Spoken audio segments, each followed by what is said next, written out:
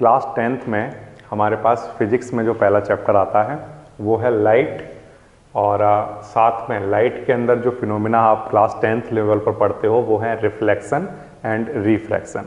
Okay, तो जब हमारा चैप्टर स्टार्ट होगा लाइट का तो पहले हम बातें करेंगे रिफ्लेक्शन के फिनोमिना की, फिर इसके बाद जब हम रिफ्लेक्शन वाला पार्ट पूरा पढ़ लेंगे फिर इसके बाद हम बातें करेंगे रिफ्रैक्शन के फिनोमिना की। ओके, रिफ्लेक्शन क्या होता है, रिफ्रैक्शन क्या होता है, ये हम बाद में बात करेंगे। उससे पहले हमें किसकी बातें करनी चाहिए, लाइट की।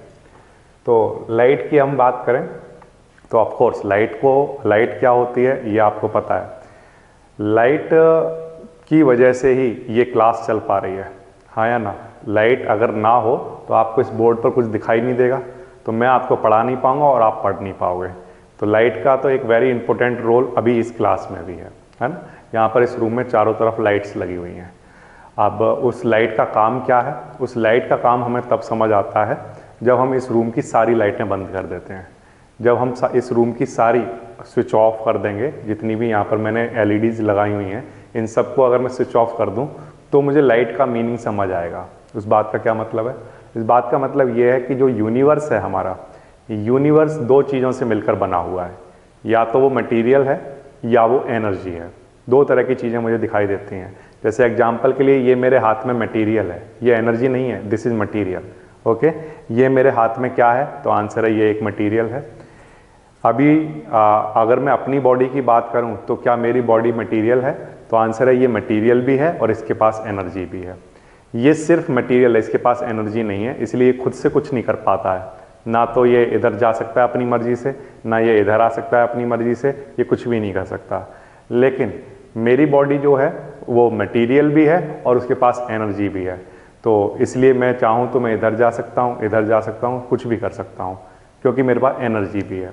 तो यानी कि जब भी मटेरियल और एनर्जी का कॉम्बिनेशन हो जाता है कहीं पर, तो वहाँ पर बहुत सारे फिनोमिना देखने को मिल सकते हैं। लेकिन जहाँ पर सिर्फ एनर्जी हो वहाँ पर कुछ नहीं दिखाई देगा। ये चौक है, ये हमेशा ऐसे ही रहेगा, ना इधर जाएगा ना उधर जाएगा, और किसी तरह की कोई स्टडी इसके ऊपर नहीं। तो इसी तरह से अगर हम अपनी बॉडी की बात करें तो हमारी बॉडी में भी अगर सिर्फ मटेरियल रह जाए, सिर्फ मटेरियल रह जाए, क्या ना बचे एनर्जी, तो हमारी बॉडी भी कुछ वर्क नहीं करेगी। समझ में आ रही है बात, कोई भी वर्क नहीं कर पाएगी। कई बार किसी दिन ऐसा होता है कि आप बहुत थके हुए होते हो और आपकी एनर्जी का लेवल लो होता है, तो आपका जो बॉडी है वो उतना काम नहीं कर पा रहा होता है, हाँ या ना। तो इसका मतलब आपका बॉडी किससे काम लेता है, बॉडी अपना, आपकी जो बॉडी के ऑर्गन है वो किससे काम करना स्टार्ट करते हैं, एक एनर्जी से। तो हर बॉडी, हमारी बॉडी के अलग अलग ऑर्गन को डिफरेंट टाइप की एनर्जी की ज़रूरत पड़ती है। जैसे एग्जाम्पल के लिए मैंने खाना खाया, मेरे पास खाना खाने के बाद मेरे पास बॉडी में एनर्जी आ गई, तो अब मेरी मेरे जो मस्कुलर जो भी काम करने हैं मुझे, मैं वो कर सकता हूँ, अपने हाथों को इधर उधर हिला सकता हूँ, क्योंकि मेरे पास अंदर एक एनर्जी आ गई है। ये मेरे ईयर को काम करने के लिए मुझे एक पर्टिकुलर टाइप की एनर्जी चाहिए होती है, क्योंकि मेरा ये जो ऑर्गन है, ये ऑर्गन तभी काम करता है जब मेरे पास एक पर्टिकुलर टाइप की एनर्जी आती है। That energy is called sound energy. अगर साउंड एनर्जी यहाँ पर नहीं आएगी तो मेरा ईयर ड्रम वाइब्रेट नहीं करेगा और मुझे कुछ समझ नहीं आएगा, और फिर वो इलेक्ट्रिकल एनर्जी में कन्वर्ट होकर मेरे ब्रेन में नहीं जाएगा, तो मुझे कुछ समझ नहीं आएगा कि यहाँ पर कोई कुछ बोल रहा होगा तो मैं समझ नहीं पाऊंगा, या मुझे सुनाई ही नहीं देगा, है ना। तो मुझे सुनने के लिए एक पर्टिकुलर टाइप की एनर्जी चाहिए, है ना। मुझे काम करने के लिए, अपने हाथ पैर इधर उधर करने के लिए मुझे एक पर्टिकुलर टाइप की एनर्जी चाहिए। इसी तरह से मेरी बॉडी में एक और ऑर्गन है आइज़, इसको भी एक पर्टिकुलर टाइप की एनर्जी चाहिए तभी ये काम कर पाता है। उस पर्टिकुलर टाइप की एनर्जी का अगर वो ना हो इसके पास तो ये काम नहीं कर सकता। ये मुझे कैसे पता चला, ये मुझे ऐसे पता चला कि इस रूम में अभी जितनी भी चीज़ें हैं मैं इन सबको देख पा रहा हूँ अपने चारों तरफ, ठीक है। मैं इस कैमरे को देख पा रहा हूँ, मैं इस रूम में जितनी भी चेयर्स हैं, टेबल्स हैं, बुक्स हैं, सबको देख पा रहा हूँ। मैं इस रूम की अगर सभी लाइटें बंद कर दूँ तो क्या ये सारी चीज़ें कहीं चली जाएंगी, तो आंसर है नहीं जाएंगी। तो फिर मैं इनको देख क्यों नहीं पा रहा हूँ, क्योंकि रूम में अंधेरा हो चुका है, मैं इनको देख नहीं पा रहा हूँ। तो क्या ये सारी चीज़ें कहीं चली गई हैं क्या, नहीं, आंसर है वो वहीं हैं। बट आपकी आइज़ में एक पर्टिकुलर टाइप की जो एनर्जी जिसको चाहिए थी वो एनर्जी अब इसको नहीं मिल रही है, एंड दैट एनर्जी जो कि इसको अनेबल करेगी और आप चीज़ों को देख पाओगे, that energy is what we called light energy. So basically light क्या है, तो आंसर है light is a form of energy. Light is a form of energy. Energy की डिफरेंट डिफरेंट फॉर्म होती हैं, उनमें से ही जैसे ये साउंड एनर्जी का मैंने एग्जांपल दिया, ऐसे ही लाइट भी क्या है, एक एनर्जी है जो हमें देखने में हेल्प करती है। तो light is a form of energy which enable us to see the objects, है ना, which enable us to which give the sensation of vision और साइट। ठीक है, तो ये तो हमारे लाइट की बात होगी। लाइट एक एनर्जी है, ओके। इसकी नीड तो हमें है, बहुत ज़्यादा नीड है इसके बिना हम बहुत काम ही नहीं कर पाएंगे, या मैं मतलब कहेंगे कि कुछ मीनिंगलेस हो जाएगा सब कुछ अगर लाइट ना हो तो। ओके, जैसे हम देखते हैं कि लाइट को अब हमें दिन में अगर हम बात करें तो दिन में हमारा जो लाइट का जो सोर्स होता है, दिन में हमें एलईडी वगैरह नहीं लगानी पड़ती हैं। दिन में हम क्या देखते हैं, हम सब चीज़ों को देख पाते हैं बड़े आसानी से। तो उसके लिए क्या होता है, वो हम क्यों देख पाते हैं, तो आंसर है वहाँ पर लाइट का एक कोई सोर्स है। लाइट का कोई एक सोर्स है, वो है सन। दिन में हमारे पास सन होता है तो ठीक है, सारी चीज़ें वो हमें लाइट देता है, वो एनर्जी हमें देता रहता है, और वो एनर्जी से हम सारी चीज़ों को देख पा रहे होते हैं। तो दिन में हमें एनर्जी देने वाला कौन है, तो आंसर कोई तो है, वो कौन है, सन। रात में हमें एनर्जी देने वाला कौन है, तो आंसर है इलेक्ट्रिक एनर्जी, है ना। इलेक्ट्रिक एनर्जी को हम कन्वर्ट करा देते हैं लाइट एनर्जी में, यानी कि हम एलईडी लगा लेते हैं, है ना, ये सब लगाते हैं एलईडी वगैरह।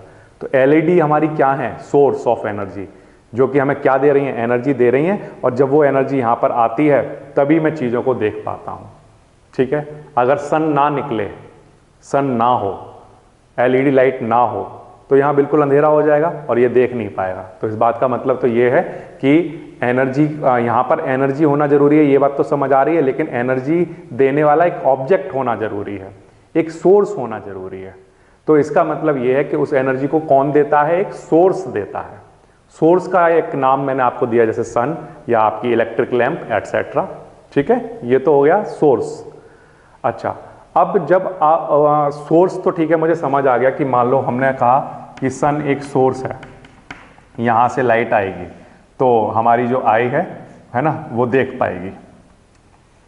ठीक है ना, फिर हम उसको देख पा रहे होंगे चीज़ों को बड़े आसानी से। ओके, नाउ ठीक है, सोर्स हो गया।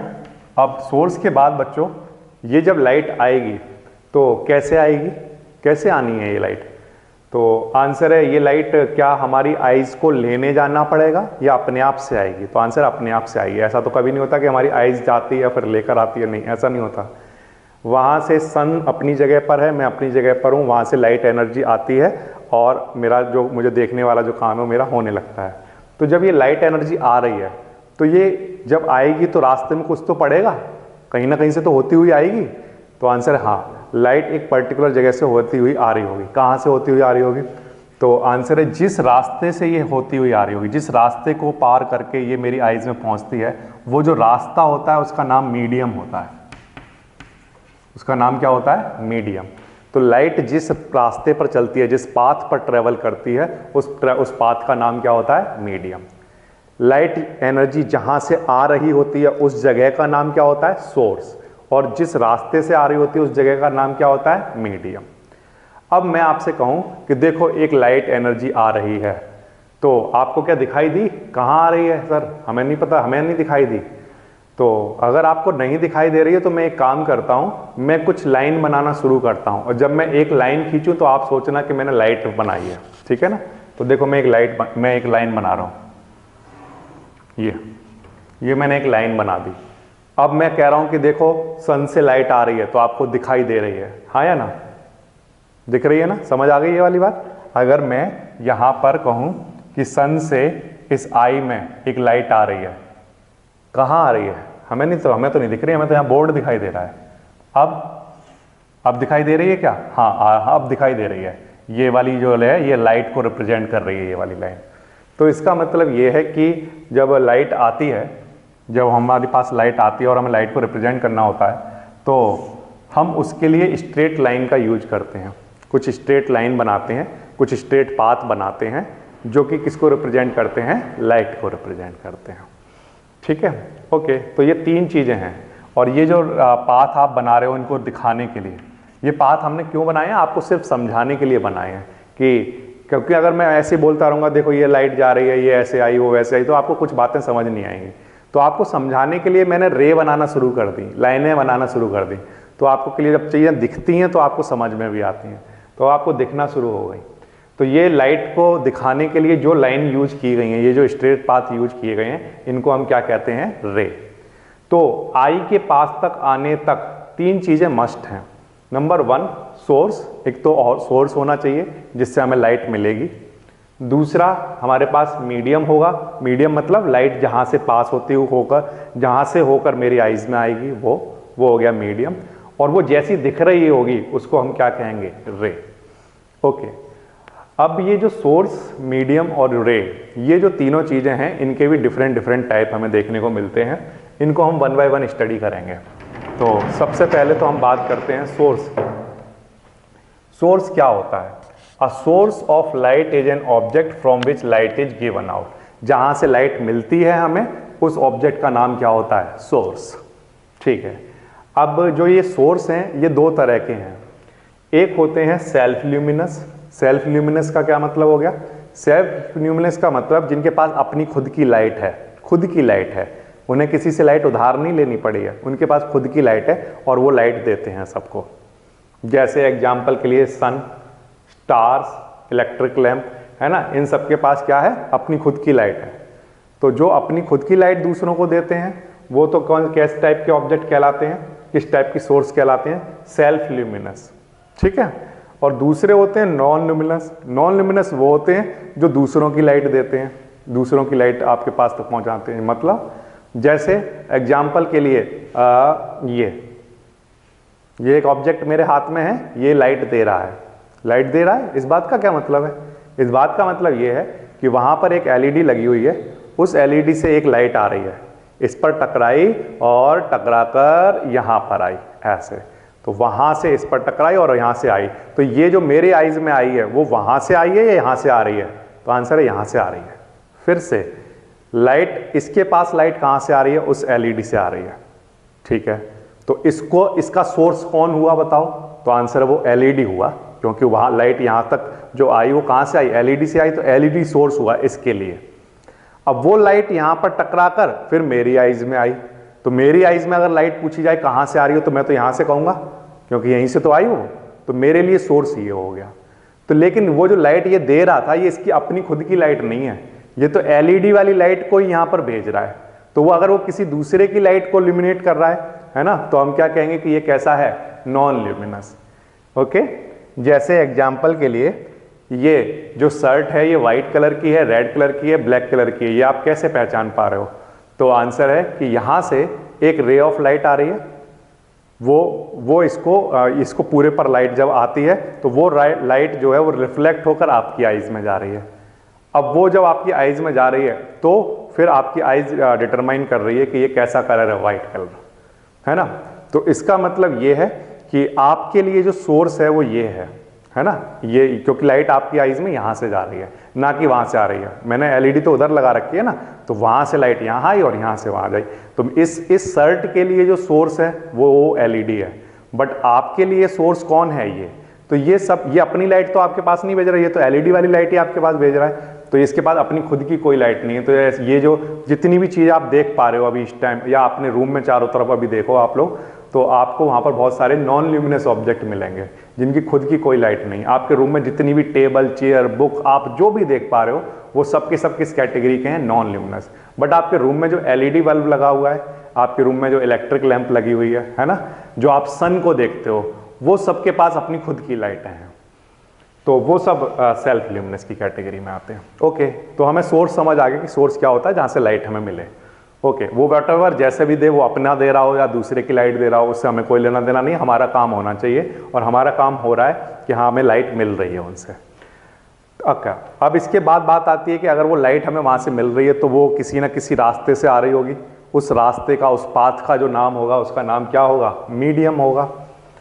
ओके, तो a medium is a substance through which light propagate और ट्राई टू डू सो, या तो प्रोपगेट करेगी या वहां से जाने का मतलब प्रोपगेशन का मतलब क्या हो गया? मूव करना।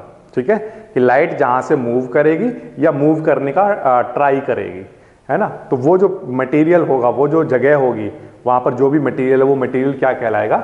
मीडियम कहलाएगा। फॉर एग्जाम्पल जैसे यहाँ पर एक एलईडी लगी हुई है, उस एलईडी से जब लाइट आई तो मेरी आईज और उस एलईडी के बीच में एक रास्ता है, उस रास्ते में क्या भरा हुआ है? तो आंसर है एयर। उस रास्ते में क्या भरा हुआ है? एयर। तो जब वो लाइट ट्रेवल करके आ रही थी तो वो किसके थ्रू आई? तो आंसर है एयर के थ्रू आई। तो इस केस में जो मीडियम है वो कौन है? एयर है। ये वाली बात आई आपको समझ में? क्लियर है? तो क्या लाइट को ट्रेवल करने के लिए मीडियम की जरूरत पड़ती है? तो आंसर है नो, लाइट को ट्रेवल करने के लिए मीडियम की जरूरत नहीं पड़ती है। आपको कैसे पता चला? तो इसका आंसर ये है कि जब सन से लाइट आती है तो वहां पर बीच में तो किसी भी तरह का कोई मीडियम ही नहीं होता है। फिर जब वो अर्थ एटमॉस्फेयर में आती है तो वहां मीडियम आना स्टार्ट होता है। तो यहां पर अगर मैं ध्यान से देखूं तो सन और अर्थ एटमॉस्फेयर के बीच में वहां पर किसी भी तरह का कोई भी मीडियम नहीं होता है। लेकिन फिर भी सन से जब लाइट आती है तो वो अर्थ एटमॉस्फेयर में मुझे यहाँ पर मिल जाती है, अर्थ एटमॉस्फेयर में लाइट पहुंच जाती है। तो लाइट कहाँ से होकर आ रही है? तो आंसर है पहले तो वहाँ पर कोई मीडियम नहीं है, नो मीडियम। फिर इसके बाद अंदर जब आती है तो यहाँ एयर आ जाता है, तो अब मीडियम कौन बन जाता है? एयर बन जाता है। तो लाइट को ट्रेवल करने के लिए मीडियम की नीड नहीं है, लेकिन हाँ वो मीडियम में से पास तो कर सकती है। अगर मीडियम आ जाए सामने तो लाइट उसमें से पास कर जाएगी। वो डिपेंड करेगा कि मीडियम किस तरह का है। क्लियर है ये वाली बात? तो सन से अर्थ तक आने में कोई मीडियम नहीं, लेकिन अर्थ के अंदर जब वो ट्रेवल करता है तो वहां एक मीडियम आ जाता है, दैट इज एयर। ओके, अब जो मीडियम होते हैं वो भी लाइट को ऐसा नहीं है कि बड़े आसानी से अपने अंदर से पास कराने दें। कुछ ऐसे होते हैं जो बहुत आसानी से पास करा देंगे, अपने अंदर से जाने देंगे लाइट को। कुछ ऐसे होंगे जो अपने अंदर से नहीं जाने देंगे। कुछ ऐसे होंगे जो बिल्कुल जो जाने भी देंगे और नहीं भी जाने देंगे, मतलब उतनी तेजी से नहीं जाने देंगे। ये मीनिंग है इस बात का। तो इसी के बेसिस पर हमने मीडियम को डिवाइड किया। नंबर 1, मीडियम ट्रांसपेरेंट हो सकते हैं। ट्रांसपेरेंट का मतलब हो गया कि जब भी लाइट एक रास्ते में से जाने की कोशिश करे और अगर उस रास्ते में से बहुत स्मूथली वो सीधी निकल गई, अपने पाथ से बहुत आसानी से चली गई, तो ऐसे मीडियम जो अपने आप में से लाइट को बड़ी आसानी से जाने देते हैं, ऐसे मीडियम क्या कहलाते हैं? ट्रांसपेरेंट मीडियम कहलाते हैं। उनका बेस्ट एग्जांपल आप अपने रूम में अभी इसी टाइम देख रहे हो, वो है एयर, है ना? इस रूम में सारी जगह एयर है और वहां से बड़ी आसानी से लाइट आ रही है मेरे पास। So this is air. Okay, और वाटर, ग्लास, है ना, ये सब वाटर में से लाइट पास करती है। ये आपने देखा है, आप किसी नदी को देखते हो, किसी रिवर में देखते हो, तो वहां पर उसके अंदर एक ऑब्जेक्ट पड़ा हुआ है, एक ऑब्जेक्ट पड़ा हुआ दिखता है आपको। तो इसका मतलब ये है कि लाइट वहां पर एंटर कर गई होगी, तभी तो वो ऑब्जेक्ट अंदर का आपको दिखाई दे रहा है। तो इसका मतलब वाटर में से लाइट पास कर जाती है।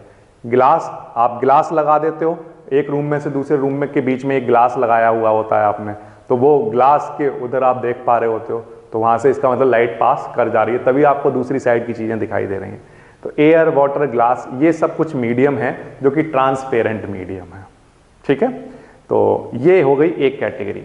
अब दूसरी कैटेगरी की अगर हम बात करें तो वो है ट्रांसल्यूसेंट। कौन सी है? ट्रांसल्यूसेंट। ट्रांसल्यूसेंट में आते हैं पेपर, ग्राउंड, ग्लास, एटसेट्रा। इस बात का क्या मतलब है?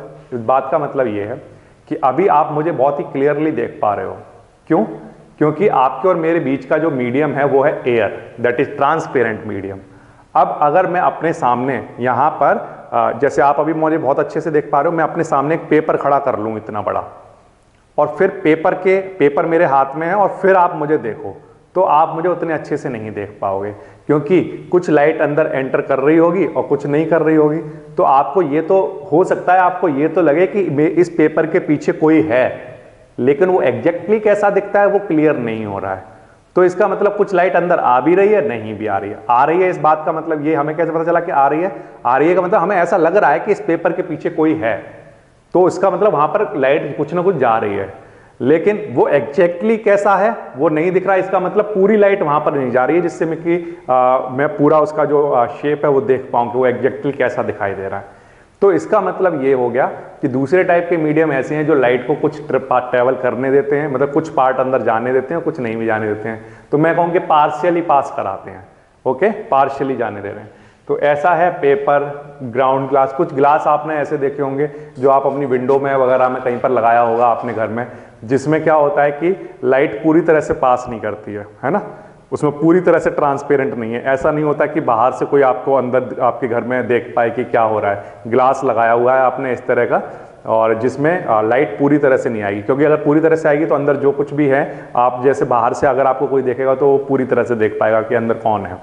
लेकिन आप इस तरह का ग्लास लगाते हो जिससे कि बाहर से कोई पूरी तरह से ना देख पाए, है ना। तो इसका मतलब आपने कैसा ग्लास लगाया है कि जिससे पूरी तरह से लाइट, यानी 100% लाइट अंदर एंटर ना करे। तो ऐसे ग्लास भी यूज आप करते हो, या और भी बहुत सारी चीज़ें हो सकती हैं जहाँ से लाइट पूरी तरह से पास नहीं करेगी। तो ऐसे मीडियम जो होंगे वो ट्रांसल्यूसेंट की कैटेगरी में आएंगे। कुछ ऐसे होते हैं वो हैं ओपेक।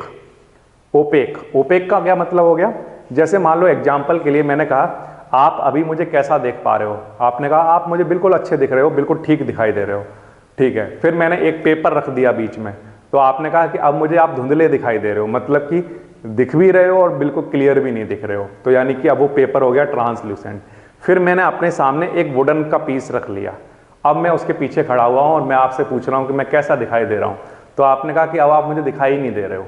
इसका मतलब ये है कि जो 100% लाइट है उसमें से कुछ पार्ट भी अंदर नहीं आया, इसलिए मेरी किसी भी तरह की कोई इमेज नहीं बनी। इवन आपको ये तक नहीं पता है कि उस बोर्ड के पीछे, उस वुडन पीस के पीछे क्या मैं खड़ा हुआ हूँ या नहीं खड़ा हूँ, आप देख भी नहीं सकते, है ना। तो यानी कि 100% लाइट जब आएगी तो आप मुझे पूरा देख पाओगे, 50% लाइट आएगी तो मुझे आधा देख पाओगे, इसका मतलब क्लियर नहीं देख पाओगे आप। और जब बिल्कुल भी लाइट नहीं आएगी तो आपको मेरी इमेज नहीं दिखाई देगी, क्योंकि लाइट में यहाँ से आपकी आइज में नहीं पहुँचेगी रिफ्लेक्ट होकर। तो वुड एक एग्जाम्पल हो गया, मेटल इसका एक एग्जाम्पल हो गया, है ना। तो ये ऐसे हैं जो कि लाइट को अपने अंदर से ट्रेवल करने ही नहीं देते हैं। तो 3 कैटेगरी हो गई। जो बिल्कुल आसानी से करने देते हैं वो ट्रांसपेरेंट, जो कुछ करने देंगे और कुछ भी नहीं भी करने देंगे, यानी पार्शियली करेंगे, दैट इज ट्रांसल्यूसेंट। और फिर तीसरे होते हैं ओपेक, जो कि बिल्कुल भी पास लाइट को नहीं करने देंगे।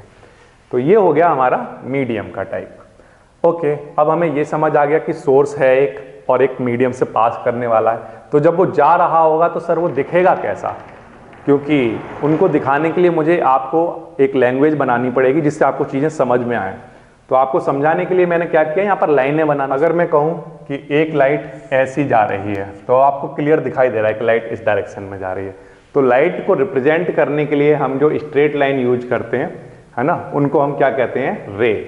ये क्या कहलाते हैं, रे कहलाते हैं बच्चों।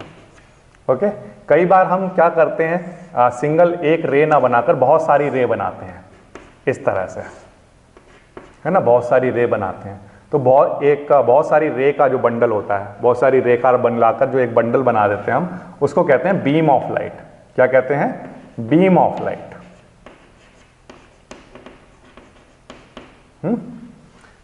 ये सिंगल रे बनाइए, okay, that is ray of light.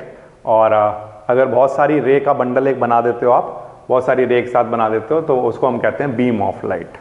Okay, अब ये जो रे ऑफ लाइट है ये भी डिफरेंट तरह की हैं।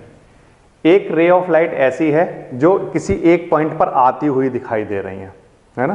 जैसे बहुत सारी, जैसे यहाँ पर एग्जाम्पल के लिए अगर मैं कहूँ कि यहाँ पर कोई सोर्स है ना, यहाँ पर एक कोई सोर्स है और उस सोर्स से लाइट आ रही है और एक जगह पर आती हुई दिख रही है, एक पॉइंट पर आती हुई मिलती हुई दिख रही है, तो हम क्या कहेंगे कि वो रे, ये जो रे हैं इन सब का नाम क्या रखा जाएगा, कन्वर्जेंट रे।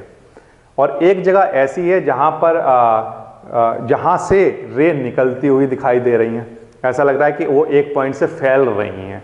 तो जहाँ पर एक पॉइंट से फैल रही होती हैं वो सारी रे का नाम क्या रखा जाएगा, डाइवर्जेंट रे। और इस तरह की रे तो आप पहचानते हो, ये सारी जो रे बनाई गई हैं ये कैसी हैं, पैरेलल रे। ठीक है, कैसी रे हैं, पैरेलल रे हैं। तो जैसे एग्जाम्पल के लिए मान लो बच्चों, मैं ये एक पेपर लेता हूँ, जैसे मान लो मेरे पास ये एक पेपर है, इस पेपर में मैं यहाँ पर होल कर लेता हूँ। क्या कर लेता हूँ, एक होल कर लेता हूँ, ठीक है ना। तो जब मैं होल कर लूँगा और इधर से लाइट पास कराऊँ तो उस होल से क्या होगा, लाइट ऐसे फैलेगी। जैसे मैं यहाँ पर एक होल बना दूँ और इधर से लाइट को अगर मारूंगा, अगर पीछे एक टॉर्च लगा दूँ इस होल से, तो क्या होगा, जब इस होल से ये कार्डबोर्ड पर है, ये ध्यान रखना, ये यहाँ पर एक होल है। अब मैं पीछे से लाइट मारूंगा तो क्या होगा, लाइट निकलेगी और ऐसे फैलेगी चारों तरफ, तो मैं क्या कहूँगा, डाइवर्ज हो रही है। क्या हो रहा है, डाइवर्ज हो रही है। अब इसका उल्टा अगर सीन हो, इसका उल्टा सीन क्या हो कि इस तरह से, ऐसा हो कि बाहर से लाइट इस होल से पास करानी है, हमें ऐसे किसी एंगल पर करा रहा हूँ, तो सारी लाइट अगर यहाँ पर आ रही है, इसी एक पॉइंट पर आती हुई मिलती हुई दिख रही है, तो उसको मैं क्या कहूँगा कि वो कैसी रे है, कन्वर्जेंट रे। ओके, तो डाइवर्जेंट और कन्वर्जेंट रे के बारे में हम आगे डिटेल में और भी बातें करेंगे चैप्टर में, बट अभी फिलहाल इतनी बात हमें समझ आ गई है कि लाइट क्या है। तो आंसर है सोर्स ऑफ एनर्जी। लाइट क्या है? लाइट एक फॉर्म ऑफ एनर्जी है। मुझे क्या कहना चाहिए? Form of energy.